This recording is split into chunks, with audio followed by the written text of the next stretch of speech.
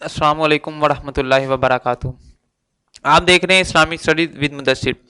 आज के टॉपिक के अंदर हम टेंस के ऊपर बात करेंगे, बेसिक के ऊपर बात करेंगे कि वो कौन सी प्रॉब्लम्स हैं, वो कौन सी पॉइंट हैं जिसको बच्चे मिस कर जाते हैं और वो सीखना तो चाह रहे होते हैं लेकिन वो इब्तदाई सीख नहीं पाते, वो उनका दिल जो है वो डिसहार्ड हो जाता है। और कौन सी बातें हैं इसके ऊपर हम तफसील से गुफ्तगू करेंगे। उससे पहले मैं ये बात बता दूं कि मेरा जो चैनल है उसका motive Islamic study with Mudassir है।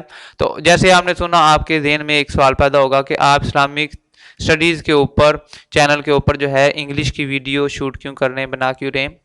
तो भाई सिंपल सा जवाब इसका ये है कि अल्हम्दुलिल्लाह मैं टीचर हूँ और मेरे पास जो है बच्चे आते हैं, जामियात के भी गर्ल्स भी आती हैं, जामिया से बॉयज़ भी आते हैं पढ़ने के लिए। तो जितने भी जामियात हैं वहाँ पर इंग्लिश जो है वो कंपलसरी मजमून की हैसियत रखता है। तो बच्चों को इब्तदाई बहुत सी प्रॉब्लम्स होती हैं, तो मैंने सोचा कि जो मेरे पास आ रहे हैं मैं अल्हम्दुलिल्लाह उनको तो करवा ही रहा हूँ, तो जो मेरे पास नहीं आ रहे तो उनके लिए भी, और जो दूर हैं वो फीस नहीं दे सकते तो अपने घर में बैठ के तैयारी करते हैं, तो उनके लिए भी मैं ये वीडियो खास बना रहा हूँ। साथ में ही 9th-10th के बच्चे, फर्स्ट ईयर के हों या सेकंड ईयर के या बीए के, जब तक आप इंग्लिश पढ़ते रहते हैं आपको टेंस का आना ज़रूरी है। आपकी टेंस के ऊपर ग्रिप जरूरी होती है, क्योंकि टेंस नहीं आएंगे तो ग्रामेटिक गलतियां बहुत होंगी, मिस्टेक्स बहुत होंगी। बच्चे आते हैं पेपर दे के कहते हैं सर पेपर बहुत अच्छा हुआ था, लेकिन जैसे ही रिजल्ट आता है तो कहते पेपर तो बहुत अच्छा हुआ था, पता नहीं जो एग्जामिनर था, चेकर था, उसने कहाँ से मेरे मार्क्स काट लिए। तो भाई सिंपल होता है कि जब आप ग्रामेटिक गलतियां करते हैं तो वो मार्क्स आपके काट लेता है। इस वजह से टेंसेस सीखें। जो बच्चे इंग्लिश पढ़ते हैं, समझना चाहते हैं, टेंस सीखना चाहते हैं, उनके लिए ये वीडियो बहुत ही फायदेमंद होने वाली है। तो चलते हैं वीडियो की जानिब और देखते हैं क्या आता है। टेंस की जब हम बात करते हैं तो टेंस की दो मेजर इकसाम हैं, टाइप्स होती हैं। पहला है जी विद एक्शन, दूसरा होता है विदाउट एक्शन। विद एक्शन की बात करें तो इसके अंदर काम का करना या होना पाया जाता है, एक्शन होता है। एक्शन से मुराद लड़ाई झगड़ा नहीं होता, बल्कि एक्शन से यहां मुराद जो है किसी काम का करना या होना पाया जाएगा। इस तरह विद एक्शन के अंदर हम जितने भी हमारे पास हो, प्रेजेंट डेफिनेट हो, पास्ट इंडेफिनेट हो, फ्यूचर इंडेफिनेट हो या कंटिन्यूअस हो जाए, जितने भी होते हैं तमाम विद एक्शन के अंदर। और जो विदाउट एक्शन है वो सिंपल टेंस होता है। आप इसे सिंपल भी कह सकते हैं, विदाउट एक्शन का नाम भी दे सकते हैं। सवाल ये पैदा हुआ कि भाई विद एक्शन और विदाउट एक्शन में क्या फर्क है। ये तो प्रेजेंट डेफिनेट, हम तो यही सिखाया जाता है, हम जब भी आए प्रेजेंट डेफिनेट सीखा, पास्ट सीखा, फ्यूचर सीखा, तो आप जो है वो विदाउट एक्शन की बात क्यों कर रहे हैं। तो इसकी सिंपल मैं एक मिसाल देकर समझा देता हूं कि भाई क्या फर्क है। विद एक्शन जब तक आपका कॉन्सेप्ट क्लियर नहीं होगा विद एक्शन के हिसाब से और विदाउट एक्शन के लिहाज से, आप जो है वो टेंस जितना मर्जी करते रहें लेकिन आपके ज़हन के अंदर उलझन जरूर रहेगी। एक मिसाल दे दूं, विद एक्शन में जो है इससे मुराद होता है किसी काम का करना या होना पाया जाए। जिस तरह मैं आपको टीच कर रहा हूं, आई एम टीचिंग, तो यहां पर हम देखा आई एम टीचिंग, टीच के साथ आई एन जी का इजाफा आया, एम इस्तेमाल हुआ। लेकिन विदाउट एक्शन में यही जब मैं टेंस कहूंगा, करूंगा, बोलूंगा, तो मैं कहता हूं आई एम ए टीचर। तो अब यहां पे एम के साथ आगे टीचर आ रहा है, लेकिन जैसे हमने एक्शन में देखा था तो वहां पर टीचर नहीं टीचिंग आ रहा था, आई एम टीचिंग। तो आपको अभी तक जो है इसका कॉन्सेप्ट क्लियर हो गया होगा कि ये विद एक्शन में क्या है, कोई वर्ब नहीं होता, सॉरी विद एक्शन में वर्ब होता है और उसकी कंडीशन जो है हेल्पिंग वर्ब के आने से चेंज होती है। जबकि विदाउट एक्शन में जो है चूंकि हेल्पिंग वर्ब के बाद वर्ब नहीं होता, डायरेक्ट नाउन होता है। जब नाउन होता है तो वर्ब जब होगा नहीं तो फर्स्ट, सेकंड और थर्ड जो उसकी फॉर्म होती है वो भी नहीं आएगी। इसलिए देखें आगे मैं आपको समझाता हूं विदाउट एक्शन किस तरह से हम जुमले बना सकते हैं और कौन से होते हैं। विदाउट एक्शन के लिए सिंपल आपके पास जो होता है वो सब्जेक्ट होता है और साथ में हेल्पिंग वर्ब जुमले के हिसाब से आप सेंटेंस के हिसाब से यूज करते हैं। और तीसरी जगह पे आपके पास आता है नाउन, ठीक है।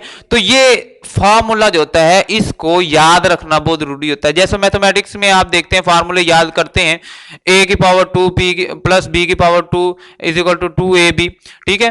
और तो जिस तरह आप वहां पर याद रखते हैं इस तरह यहां पर भी आपको ये फॉर्मूले याद रखने होंगे। जैसे a की पावर की रकम b की जगह पे रखेंगे या b की a की जगह पे रखेंगे तो फॉर्मूला आपका गलत होगा, आंसर भी गलत आ जाएगा, फार्मूले के तहत नहीं चलेंगे। तो यहां भी जरूरी है, तो जरूरी है कि आप इस करें। सब्जेक्ट में बात कर लें तो आई, हुई, दे, यू, ही, शी, इट और ये भी आ जाता है, और सिंगुलर नेम प्लूरल नेम भी सब्जेक्ट में यूज हो जाते हैं। सब्जेक्ट के अंदर नाउन भी होता है और प्रोनाउन के तौर पर भी आ जाता है। हेल्पिंग वर्ब जो ज्यादा मेन है, जो ज्यादा इस्तेमाल होते हैं, वो यहां पर विद आउट एक्शन में इज, एम, आर है, वाज, वर है, हैज, हैव और हैड है। इसकी मिसाल जैसे मैं कह देता हूं ही इज अ बॉय, हम कह देते हैं वो एक लड़का है। और इसी तरह एम की मिसाल आई एम अ बॉय, और आर की मिसाल यू आर मुस्लिम। सिंपल, हमने क्या किया है, सबसे पहले मैंने सब्जेक्ट जो है वो लिया, साथ में हेल्पिंग वर्ब ले लिया और आगे उसके सिंपल नाउन लगा दिया। इसी तरह वाज और वर का हम इस्तेमाल करते हैं। वाज का मतलब था और वर का मतलब होता है थे होता है। जैसे it was a football, it was a key, it was a chair, it was a telephone, whatsoever जो आप चाहें। सिंपल, इस फार्मूले के तहत आपने सबसे पहले नाउन है तो वो ले आना है, प्रोनाउन को ले आना है, फिर हेल्पिंग वर्ब के हिसाब से, और एंड पे नाउन जिस चीज के मतलब आप बता रहे हैं। तो दूसरी जो फार्मूले हैं वो हैज, हैव और हैड है। ये बहुत इंपॉर्टेंट है। हैज, हैव का इस्तेमाल जब विद एक्शन विदाउट एक्शन में होगा तो हैज, हैव जो है ये मालकियत के लिए आते हैं, किसी चीज का मालिक होना।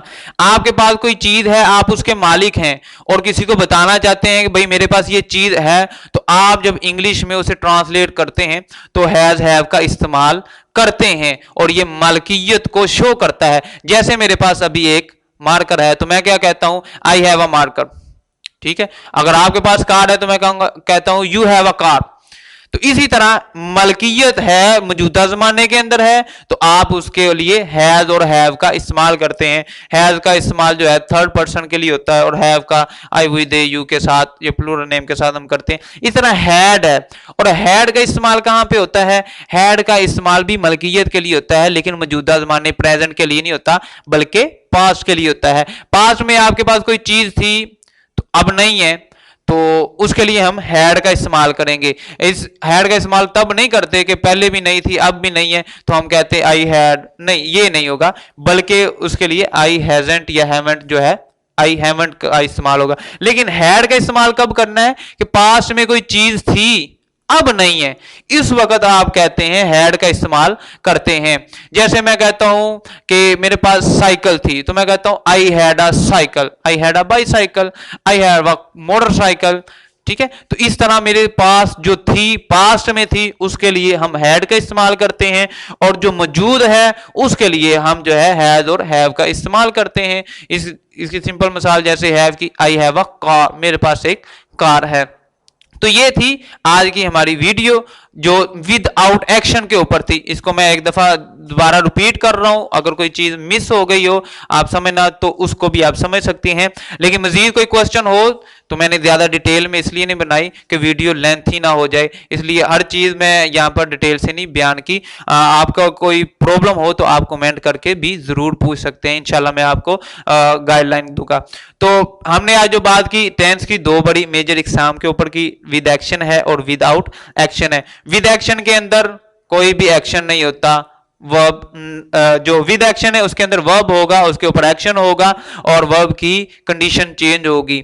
वो हम वीडियो जब आगे बनाएंगे उसमें मैं आपको बताऊंगा किस तरह चेंज होती है। तो विदाउट एक्शन में चूंकि वर्ब नहीं होता तो कंडीशन भी चेंज नहीं होती, सिंपल नाउन होता है। उसके अंदर हमने फार्मूला था subject plus helping verb plus noun, ठीक। तो फिर आगे जो है वो इज, एम, आर जो कॉमन यूज होते हैं, वाज, वर कॉमन यूज होते हैं, हैव, हैड बहुत ज्यादा यूज होते हैं। जिस तरह आप माई सेल्फ आप बता रहे होते हैं तो सिंपली आप इन टेंसेस का भी इस्तेमाल करते हैं, इन हेल्पिंग वर्ब का वहां पर भी इस्तेमाल करते हैं। उम्मीद है कि आपको ये वीडियो पसंद आई होगी और आपने इस वीडियो से सीखा होगा। तो अगर आपने इस वीडियो से सीखा है, पसंद आई है तो इसे लाइक, शेयर, कमेंट जरूर कीजिएगा। मिलते हैं एक नई वीडियो के साथ, उस वक्त तक के लिए।